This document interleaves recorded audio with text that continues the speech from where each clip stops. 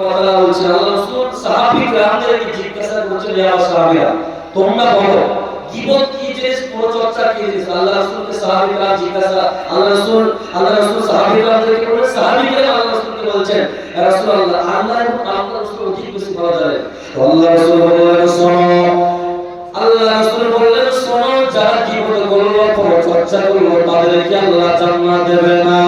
তখন সাহাবী-কিরাম বললেন, ইয়া রাসূলুল্লাহ, হে হাবিবাল্লাহ, দয়ার নবী গো, আমি যার ব্যাপারে সমালোচনা করব, যার ব্যাপারে আমি কথাবার্তা বলা করব, যার ব্যাপারে আমি চর্চা করব, যার ব্যাপারে গল্প করব, ইয়া রাসূলুল্লাহ, সেই ব্যক্তি যদি সত্যিকার যদি সেই রকম কাজ করে থাকে, সত্যিকারে যদি ওই রকম কাজ করে থাকে, তাহলে আমি কি করে করলাম, তাহলে আমি পরচর্চা করলাম, তাহলে আমি পরনিন্দা করলাম। আল্লাহ নবী বললেন, শোনো, জি ভাই, তুমি যার ব্যাপারে তুমি জীবনে করেছ, যদি সত্যিকারে যদি সেই ব্যক্তি ওই রকম কাজ করে থাকে, আর তুমি যদি সত্যিকারে তুমি যদি বলে থাকো, তবুও তুমি তার জীবনে করলে, পরচর্চা করলে, আর পরনিন্দা করলে। আল্লাহ রাসূল বললেন, শোনো, আর যদি তুমি তার ব্যাপারে সমালোচনা করলে, গল্প করলে, লোকের মধ্যে তুমি বলাবলি করলে, লোকের মধ্যে তুমি বিভ্রান্ত সৃষ্টি করলে, আল্লাহ রাসূল বলেছেন, শোনো, যদি তুমি তার উপরে তহমত দাও, তুমি তার উপরে যদি তাকে বড়টাকে যদি তুমি তার উপরে দোষ চাপিয়ে দাও, আল্লাহ রাসূল বলেছেন, শোনো, তুমি তার উপরে তহমত দিলে, তার উপরে তুমি তহমত দিলে। এই জন্য আল্লাহ রাসূল বললেন, শোনো, তোমরা গীবত করা থেকে তোমরা বাঁচবে, সন্দেহ করা থেকে বাঁচবে, লোকের কথাবার্তা বলা থেকে তোমরা বাঁচবে। কেন না তোমরা গীবত করবে, পরচর্চা করবে, রাদখুলুল জান্নাত, আল্লাহ জান্নাতে যাবে না, পাবে না।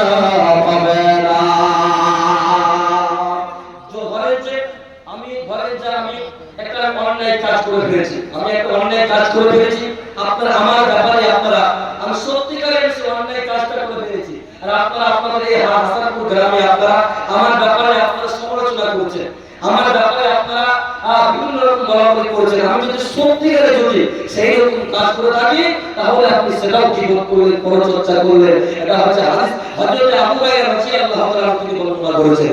বন্ধুরা আমার, ভাইরা আমার, বাচ্চারা আমার, আল্লাহ রাসূলকে একজন আরেকজন সাহাবী জিজ্ঞাসা করেছেন, ইয়া রাসূলুল্লাহ, ইয়া হাবিবাল্লাহ, দয়ার নবী গো, বিশ্ব নবী গো, আপনি বলেন, আনাসসারিমা ইয়াদখিলুন নাসাল জান্নাতা, ইয়া রাসূলুল্লাহ, ইয়া হাবিবাল্লাহ, আপনি বলেন, কোন জিনিস মানুষকে সবচেয়ে বেশি জান্নাতের পথ দেখাবে, কোন জিনিস সবচেয়ে মানুষকে জান্নাতের দিকে নিয়ে যাবে?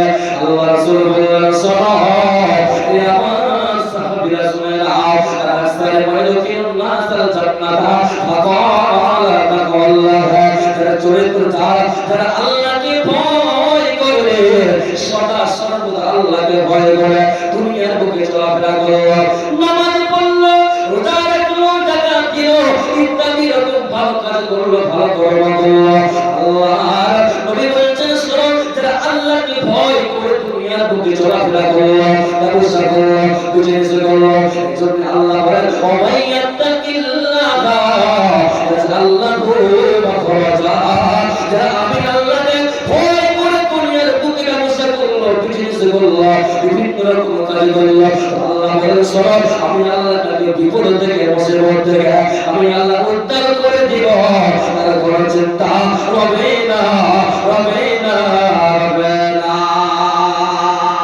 তাহলে আপনাকে সর্বদা আল্লাহকে ভয় করতে হবে, জাহান্নামের আযাবকে ভয় করতে হবে। আপনি ধরেন যে আপনি 5 ওয়াক্ত নামাজ পড়ছেন, আপনি 5 ওয়াক্ত আপনি টাইম বাই টাইম আপনি নামাজ পড়ছেন, আর আপনি দান সাদকা আপনি বিভিন্ন রকম আপনি ভালো কাজ করেছেন, কিন্তু আপনি যদি আপনার ভিতরে, আপনার দিলে যদি আল্লাহর ভয় না থাকে, তাহলে আপনার ইবাদত আল্লাহ দরবারে কোনো কাজে আসবে না। হ্যাঁ, যদি আল্লাহর যদি ভয় না থাকে দিলে, তাহলে আপনি যতই নামাজ পড়েন, যদি আপনি ভালো কাজ করেন, যদি আপনি ভালো কর্ম করেন, আপনার ইবাদত আল্লাহর দরবারে 5 পয়সার কোনো কাজে আসবে না। এজন্য ভাইরা আমার, বন্ধুরা আমার, আমাদেরকে সর্বদা দিলে আমাদের আল্লাহর ভয় নিয়ে আনতে হবে, তাহলে আমরা কামিয়াব হব, তাহলে আমরা জান্নাতের পথে আমরা যেতে পারবো। ভাইরা আমার, বন্ধুরা আমার, এজন্য আল্লাহ সুবহানাহু ওয়া তাআলা বলেন, ইয়া আইয়ুহাল্লাযীনা আমানু লা ইয়াসখার, আল্লাহ সারা পৃথিবীর ঈমানদার বান্দা বান্দীদেরকে বলে দিলেন, তোমরা আমি আল্লাহর উপর ঈমান এনেছো, আমি আল্লাহকে যারা তোমরা মেনে নিয়েছো, আল্লাহ বলেন তোমরা শুনে নাও, লা ইয়াসখার কওমুম মিন কওলা, পৃথিবীর পুরুষদেরকে বলছে, পুরুষরে শুনে নাও, লা ইয়াসখার কওমুম মিন কওলা, তোমরা এক পুরুষ অপর পুরুষের বিদ্রুপ করবে না, এক পুরুষ অপর পুরুষকে ঠাট্টা করবে না, এক পুরুষ অপর পুরুষকে নিয়ে মজা নেবে না, কি করবে না, তাকে তুমি ছোট চোখে দেখবে না, তাকে তুমি অহংকারের চোখে দেখবে না, তুমি তাকে তাকাব্বুর করবে না, তাকে তুমি হিয়ানত করবে না। খবরদার খবরদার, তুমি তাকে দিকে তুমি কখনো বিদ্রুপ করবে না। পুরুষ তোমরা শুনে নাও, কেননা তুমি যাকে দেখে তুমি ঠাট্টা করেছো, যাকে দেখে তোমরা বিদ্রুপ করেছো, যাকে দেখে তোমরা মজা নিচ্ছ, আল্লাহ বলেন শোনো, আসা সে তোমার চাইতে উত্তম হয়ে যেতে পারে, ব্যবহার সুন্দর হয়ে যেতে পারে, আখলাকি সুন্দর হয়ে যেতে পারে, আল্লাহর কাছে আল্লাহর নিকটে প্রিয় বান্দা হয়ে যেতে পারে। আমাদের পৃথিবীতে পুরুষ হয়ে খবরদার খবরদার, এক পুরুষ অপর পুরুষকে কখনো বিদ্রোহ করবে না, করবে না, করবে না। আপনারা আমার কথা বুঝতে পারছেন তো? আপনারা কথা বলছেন না কেন? আপনারা বুঝতে পারছেন তো আমার কথা? মাশাআল্লাহ। আর লোক না ভালো লাগছে না, আল্লাহ